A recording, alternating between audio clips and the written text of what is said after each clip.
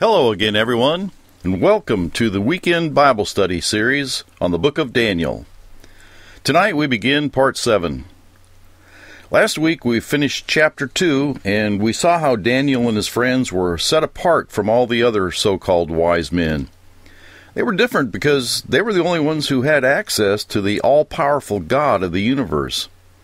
It was prayer that set them apart from the enchanters, the magicians, and astrologers, because they were faithfully devoted to God. God heard and answered their prayers. After Daniel saw the vision of the imposing statue in the king's dream, he shared it with his prayer warrior friends. They now were assured that God was with them.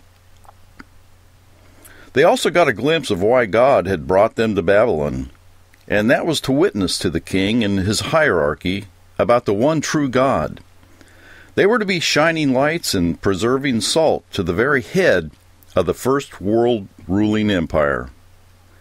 When Daniel shared the meaning of the dream with his friends and then the king, they didn't know at that time who the succeeding world powers would be. But history has shown us who they were. The head of gold, of course, represented Nebuchadnezzar in the Babylonian Empire. Daniel told the king and all of the other wise men who were gathered there that it was God who had given Nebuchadnezzar this kingdom and its power. It wasn't anything Nebuchadnezzar or his father Nabopolassar had done of and by themselves. In verses 37 and 38, Daniel reveals this to the king. "Your Majesty, you are the King of kings. The God of heaven has given you dominion and power and might and glory. In your hands he has placed all mankind and the beasts of the field and the birds in the sky.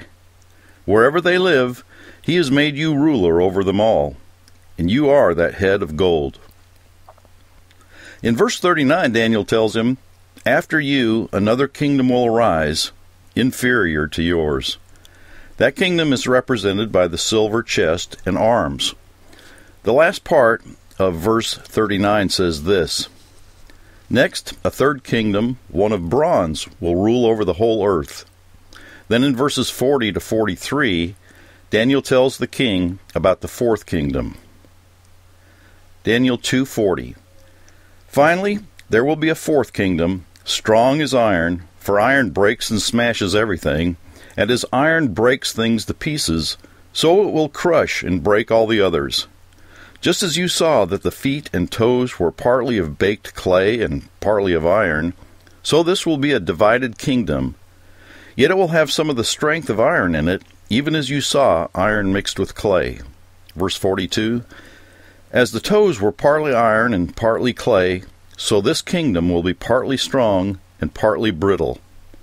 And just as you saw the iron mixed with the baked clay, so the people will be a mixture and will not remain united any more than iron mixes with clay." The dates of these empires vary slightly from commentary to commentary, but the variance is usually just a year or two. Nebuchadnezzar reigned from about 606 BC to 561 BC, and Babylon was conquered by Cyrus in about 538 BC. Depending on the dates you trust, the Babylonian Empire lasted about 68 to 70 years, which is essentially the duration of the captivity. The Persian Empire came next, after Cyrus overthrew Babylon in 538 BC.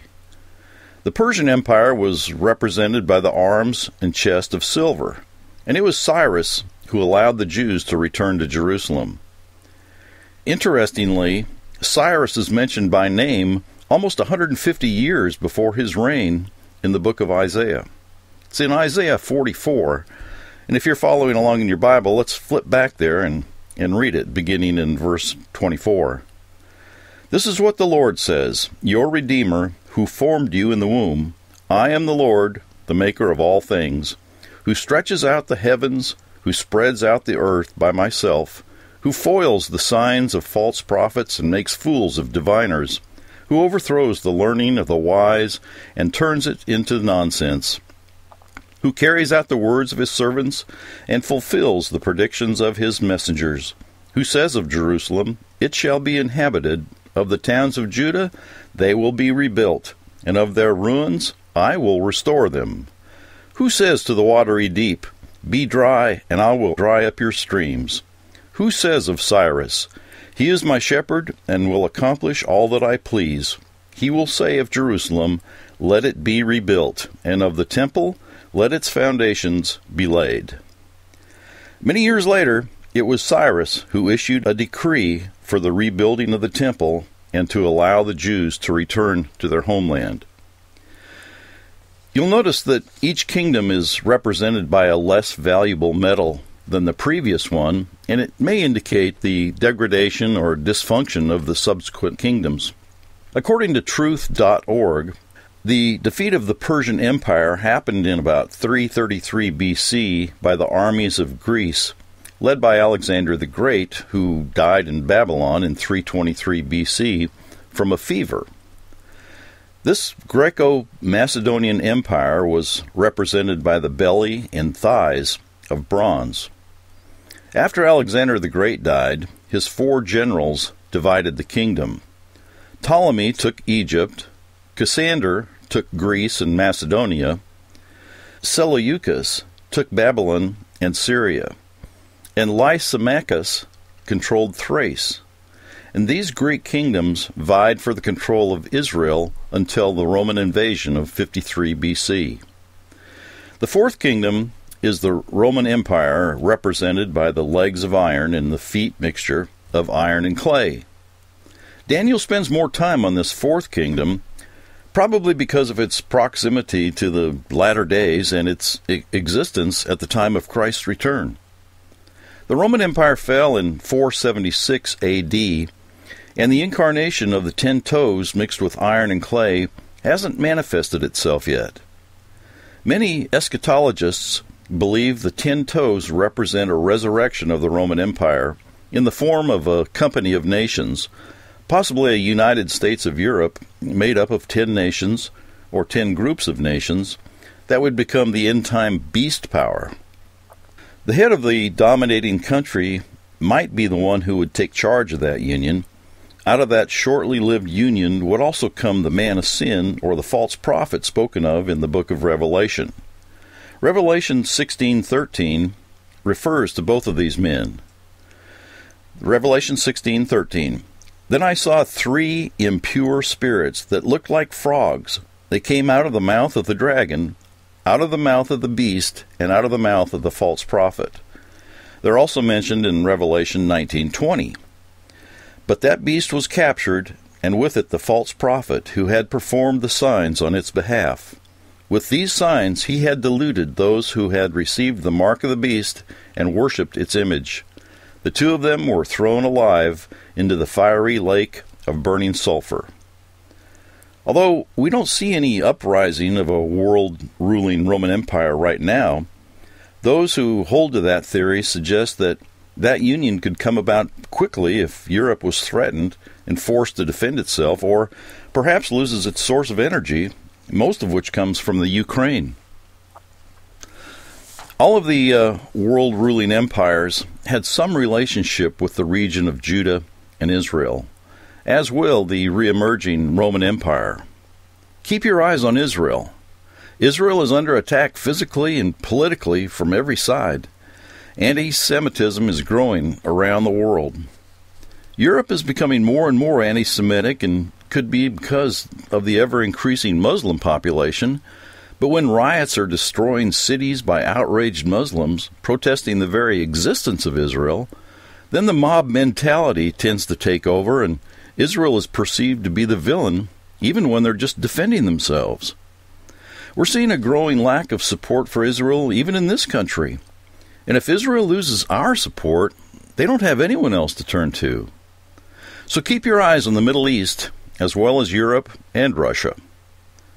Another theory that's been out there a while, under the radar, is the growing influence of the United Nations, and that world government might emerge out of the UN.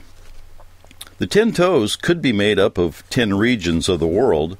For example, North America could consist of Canada, the U.S., and Mexico without borders. And likewise, South America, Africa, Europe, Asia, etc., all under one global governance. This has been commonly referred to as the so-called New World Order, and it's interesting to note that anyone who dares to even mention the possibility of a New World Order is immediately marginalized, demonized, and relegated to the heap of whacked-out conspiracy nuts by those in the mainstream. And that in itself is somewhat telling. In broad terms, no one really sees the United Nations as anything but ineffectual. But unless you're very attentive to what's going on in your community and in the world of extra-constitutional government rules and regulations, you might not realize that the United Nations has been playing a very large part in the development of your community, and your city government is clueless to that fact. Oh, they love the federal money flowing into the developments. They just don't know that the United Nations has anything to do with it. These developments are always disguised with innocuous, glowing terms such as smart growth, sustainability, green energy, light rail, climate change, multi-use developments, globalism, social justice, fairness, redistribution, etc., etc. It all sounds so right. Take a look around in your cities and notice how they're changing. The United Nations is quietly going after our sovereignty a little bit at a time, and of course, with the full cooperation of our politicians. The emphasis is toward a global society, one without borders, where big government provides more and more for people, and the people have less and less control over our lives. There's a de-emphasis on independence and sovereignty and exceptionalism. Do some Googling if you're wary of what I'm saying. Google this, Agenda 21. Agenda 21. It's not a conspiracy theory. It's happening before our very eyes. The God of this world really has it down to a science, doesn't he? He makes little changes here and there so that no one notices over the years. Then the changes become more frequent, and we still don't pay much attention to them. We figure things will get better someday, but they only get worse. At some point, we're overwhelmed with out-of-control problems, and they become unfixable. That's what's happening to our national debt, and we're at the point that we won't ever be able to pay off our unfunded debt, which is now reaching $100 trillion. We can't even conceive how large that number is. It's what's happening to our borders. No country can remain a country without border control. And there's no end to the number of illegals entering our country right now. Diseases that used to be under control are being brought in by a lot of these people. And we don't know who's coming into the country. Terrorists and violent gangs are coming across the border, maybe even in droves. And where will they end up? In your neighborhood? How and when will it be stopped? It's what's happening to our lawless politicians who have little regard for the rule of law. Our judicial system is becoming more politicized, and more often than not, make judgments contrary to the will of the people, and even contrary to the Constitution. Everything seems to be getting out of control. National and international problems seem to be escalating daily, and no one in government has the ability to come up with solutions. And if we're not careful, our own lives can become out of control. Which is why we need to be fully aware of what's going on in our own lives. Like Jesus said in Luke 21:36, "Be always on the watch and pray that you may be able to escape all that is about to happen, and that you may be able to stand before the Son of Man." There's so much going on in our lives, and so much going on around the world, that every day there's more to watch than there was yesterday. Daniel, as we see later on in the book, prayed at least 3 times a day, even when it was against the law. And that doesn't take into account all the other times he must have acknowledged God and showed gratitude throughout the day. Daniel knew what it was like to live in a dangerous world. And he knew the importance of living close to God. Even when he was living in the lap of luxury in Babylon, he and his friends were always faithful to God. We don't know what will cause the formation of the resurrected Roman Empire, which is represented by the 10 toes of clay and iron. It might be economic, or it might be a defensive move because of some outside threat. But it's going to be a powerful company of 10 nations, or group of nations, with international dominance. And it's going to be headed up by a powerfully charismatic individual who will be welcomed on the world scene. He'll be welcomed because of his perceived ability to bring order out of a chaotic and desperate world. He'll deceive the world into believing that he has the solutions for the dire problems that are existing all around the world. When this incarnation of the Roman Empire comes to its inevitable end, the world will have experienced horrific tribulation, like the world has never seen before. And here's how Jesus briefly describes some of the events leading to his return. Matthew 24, beginning in verse 21. For then there shall be great distress, unequaled from the beginning of the world until now, and never to be equaled again. If those days had not been cut short, no one would survive. But for the sake of my elect, those days will be shortened. At that time, if anyone says to you, Look, here is the Messiah, or there he is, don't believe it. For false messiahs and false prophets will appear and perform great signs and wonders to deceive, if possible, even the elect. See, I have told you ahead of time. So if anyone tells you, there he is out in the wilderness, don't go out, or here he is in the inner rooms, do not believe it. For as lightning that comes from the east is visible even in the west, so will be the coming of the Son of Man. Wherever there is a carcass, there the vultures will gather. Immediately after the distress of those days, the sun will be darkened, and the moon will not give its light. The stars will fall from the sky, and the heavenly bodies will be shaken. Then will appear the sign of the Son of Man in heaven, and all of the peoples of earth will mourn when they see the Son of Man coming onto the clouds of heaven with power and great glory. That was verse 30 of Matthew 24. And that verse tells of Christ's return and when he crushes the remaining vestiges of the toes of iron and clay and begins to set up his own kingdom that's going to endure forever, as it says in Daniel 2:44, where it says, In the time of those kings, the God of heaven will set up a kingdom that will never be destroyed, nor will it be left to another people. It will crush all those kingdoms and bring them to an end, but it will in itself endure forever. All right, this would be a good time to take a short break, I think. And when we come back, we'll get into chapter 3. Central to understanding the Christian faith is the idea of covenant. What exactly is the difference between the Old and New Covenants? And what is behind the biblical idea of covenant? Write or call for a free CD titled, The Idea of Covenant. Write to Born to Win, Post Office Box 560, White House, Texas 75791. Or call toll-free 1-888-BIBLE-44. Chapter 3 didn't happen right after chapter 2. It might have been 15 or more years after that chapter. We're not sure where Daniel is during the events of this chapter, but clearly he's not around. All right, verse 1. King Nebuchadnezzar made an image of gold, 60 cubits high and 6 cubits wide, and set it up on the plain of Dura in the province of Babylon. This image or statue was 90 feet high and 9 feet wide, and by all accounts would not be a very good proportion if the statue was that of a person. However, if the statue was built on a substantial base or pedestal, then it would be proportional, much like the Statue of Liberty. By comparison, the Statue of Liberty is 151 feet high, but if you include the base, it's 305 feet high from the ground to the torch. Verse 1 says, it was located in Dura. Dura was a common word which meant an area that was enclosed by a wall.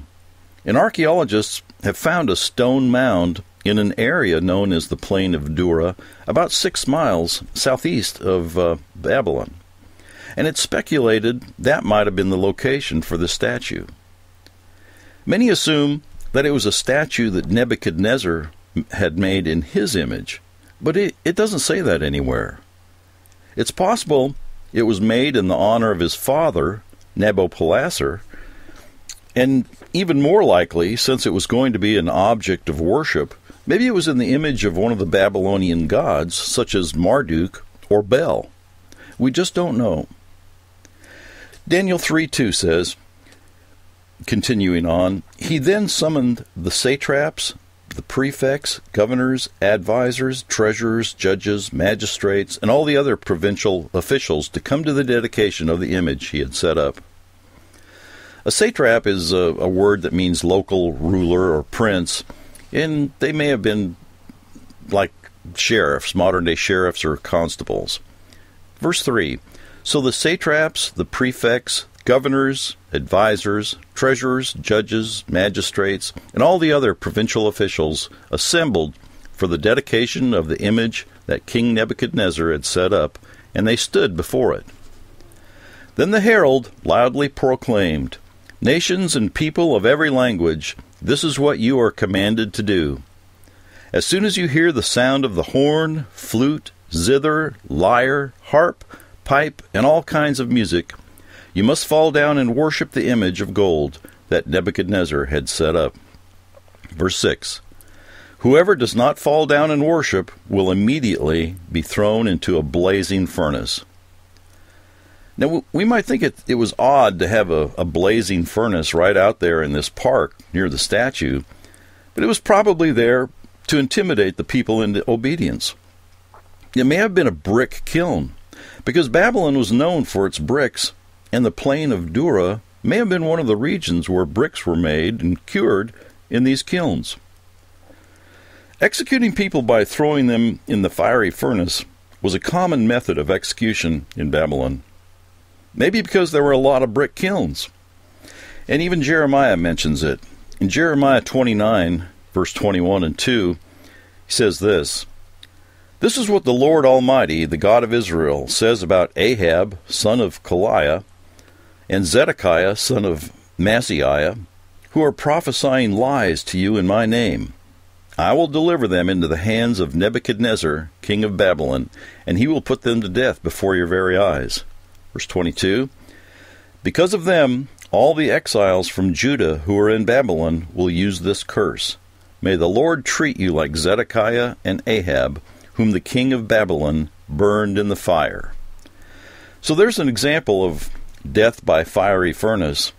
And by the way, Zedekiah and Ahab in this verse are false prophets and shouldn't be confused with the kings who had the same names. Daniel 3:7. Therefore, as soon as they heard the sound of the horn, flute, zither, lyre, harp, and all kinds of music, all the nations and peoples of every language fell down and worshipped the image of gold that King Nebuchadnezzar had set up. Verse 8. At this time, some astrologers came forward and denounced the Jews. Apparently there were only 3 Jews there, Shadrach, Meshach, and Abednego. They were high government officials, and this dedication didn't include any other of the captive Jews. We might assume that the enemies of these 3 Jews may have instigated this confrontation, but nothing of that nature is alluded to. The Barnes commentary has this to say, it has been frequently said that the whole thing was arranged either by the king of his own accord or by the instigation of their enemies, with a view to involve the Jews in difficulty, knowing that they could not conscientiously comply with the command to worship the image. But nothing of this kind appears in the narrative itself. It does not appear that the Jews were unpopular, or that there were any less disposition to show favor to them than any other foreigners. They had been raised indeed to high offices, but there is no evidence that any office was conferred on them which was not regarded as proper to confer on foreigners. Nor is there any evidence that in the discharge of their duties of the office that they had been given occasion for just accusation. The plain account is that the king set up the image for other purposes with no malicious design toward them, and that when summoned to be present with the other officers of the realm at the dedication of the image, they obeyed the command, But when the order was issued that they should render religious homage to the idol, every principle of their religion revolted at it, and they refused. Now, on the other hand, Cooper P. Abrams III thought this about the situation. God had honored the faith and devotion of these young Jews by placing them in high positions over the wise men of Babylon. Like a cunning lion, these sinful men patiently waited for the opportune moment to devour them. Nebuchadnezzar gave them their chance with his decree that any who refused to bow to the image and worship it would be thrown into the fiery furnace.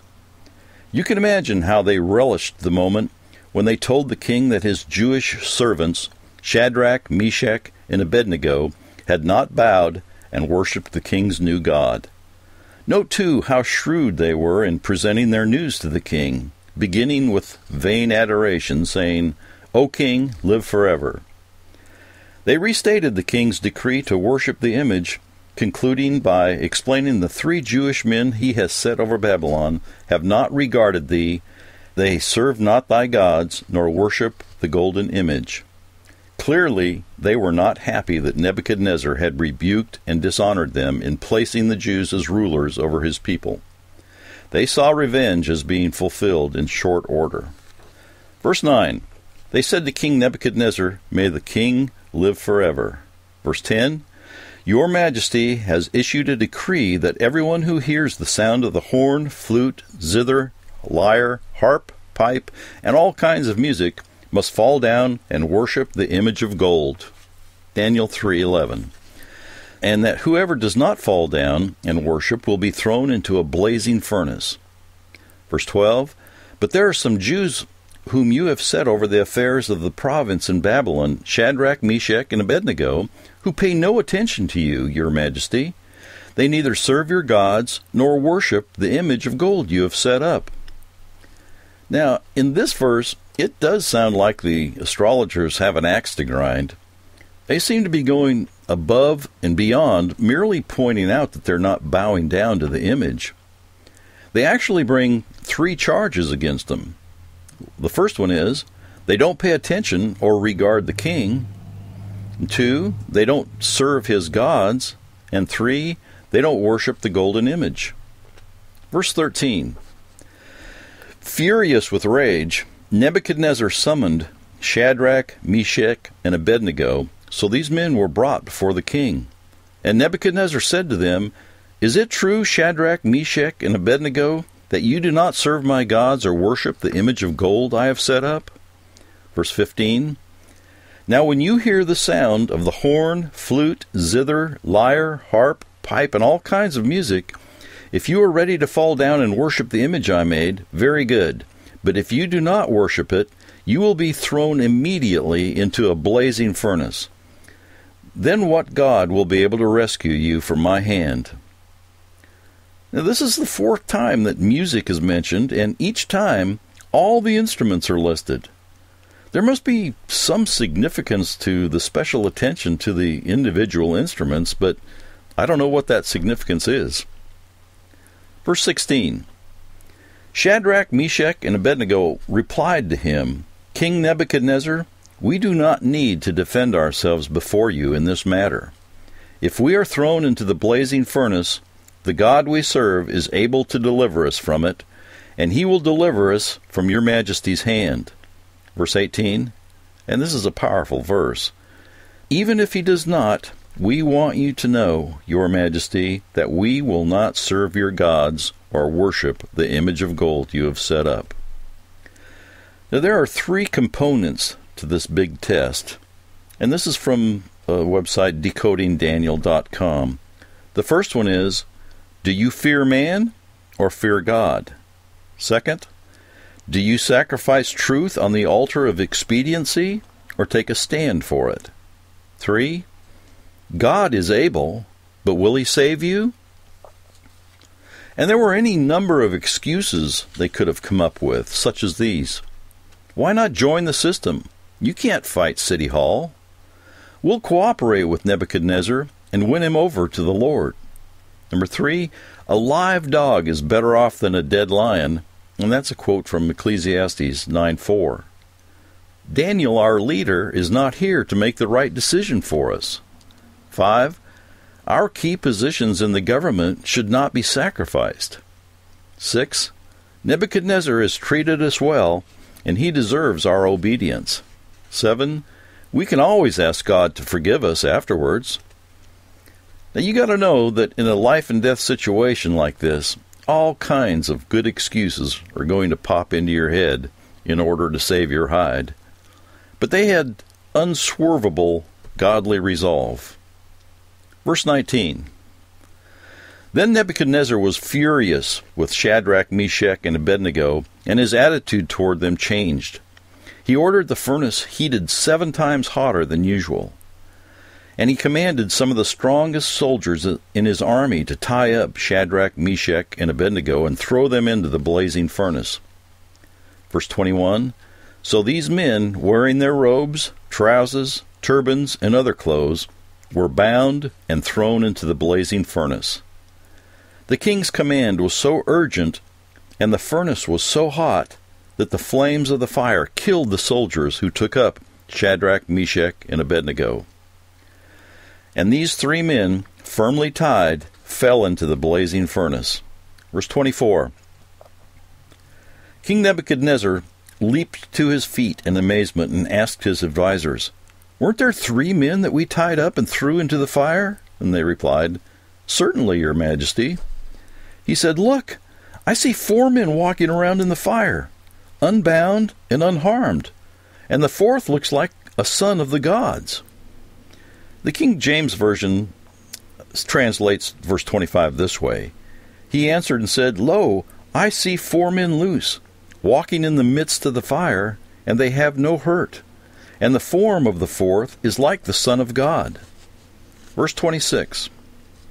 Nebuchadnezzar then approached the opening of the blazing furnace and shouted, Shadrach, Meshach, and Abednego, servants of the Most High, come out, come here. So Shadrach, Meshach, and Abednego came out of the fire. Daniel 3:27. And the satraps, prefects, governors, and royal advisers crowded around them. They saw that the fire had not harmed their bodies, nor was a hair on their heads singed. Their robes were not scorched, and there was no smell of fire on them. Then Nebuchadnezzar said, Praise be to the God of Shadrach, Meshach, and Abednego, who has sent his angel and rescued his servants. They trusted in him and defied the king's command, and were willing to give up their lives rather than serve or worship any god except their own God. Verse 29. Therefore I decree that the people of any nation or language who say anything against the God of Shadrach, Meshach, and Abednego will be cut into pieces, and their houses be turned into piles of rubble, for no other God can save in this way. Now, this must have been another favorite means of punishment by the king. This was the same punishment he proclaimed for all the wise men who couldn't tell him about his dream, and that was 15 or 20 years prior to this. Verse 30. Then the king promoted Shadrach, Meshach, and Abednego in the province of Babylon. So once again, they pass a huge test, and not only are they alive and well, but they've been honored and rewarded. The margin said they were made to prosper. So that's the end of chapter 3, and I'd like to share a good synopsis of the first 3 chapters in this book that I found at decodingdaniel.com. Chapter 1 teaches the king there is a God in heaven who makes 4 teenagers physically and mentally superior. Chapter 2 teaches the king there is a God in heaven who gives dreams and reveals their interpretations and controls history. Chapter 3 teaches the king there is a God in heaven who works miracles on behalf of his people who obey God rather than men. Moreover, God's dealings with Nebuchadnezzar affected Daniel and his 3 friends. Chapter 1 involves the test of the unclean foods. Chapter 2 involves the test of the unfair decree. Chapter 3 involves the test of bow or burn. In the first 3 chapters, it becomes obvious that God works for good in diverse ways in the very same events. God used these events to test the youths. He also used these events to forecast the future. In these chapters, Yahweh interacts in the affairs of men for His glory without violating man's free will. Of their own free will, Daniel and his friends made God-centered choices. And they resulted in Yahweh acting on their behalf, and their being elevated to high positions in accordance with God's purposes. Well, this is a good place to stop, and next week we'll examine Chapter 4. Thanks for downloading us, and we hope to see you again online next week. Good night, everyone.